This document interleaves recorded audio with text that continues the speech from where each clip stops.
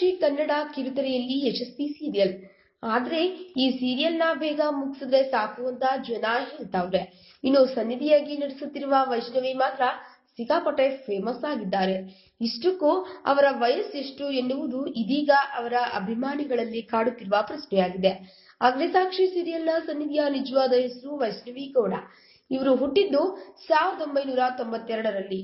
ಅಂದ್ರೆ ಈಗ ಅವರ ವಯಸ್ಸು ಕೇವಲ 24 ವರ್ಷ ಮಾತ್ರ. ಅಗ್ನಿಸಾಕ್ಷಿ ಸೀರಿಯಲ್ನಲ್ಲಿ ಒಳ್ಳೆ ಹೆಸರು ಮಾಡಿಕೊಂಡಿರುವ ವೈಷ್ಣವಿ ಇದೀಗ ಬೆಳ್ಳಿತೆರೆಗೂ ಕಾಲಿಟ್ಟಿದ್ದಾರೆ. ಇನ್ನು ಈ ನ್ಯಾಚುರಲ್ ಬ್ಯೂಟಿ ಬೆಳ್ಳಿತೆರೆಯಲ್ಲೂ ಮಿಂಚಿರಿ ಎನ್ನೋದೇ ನಮ್ಮ ಆಶಯ.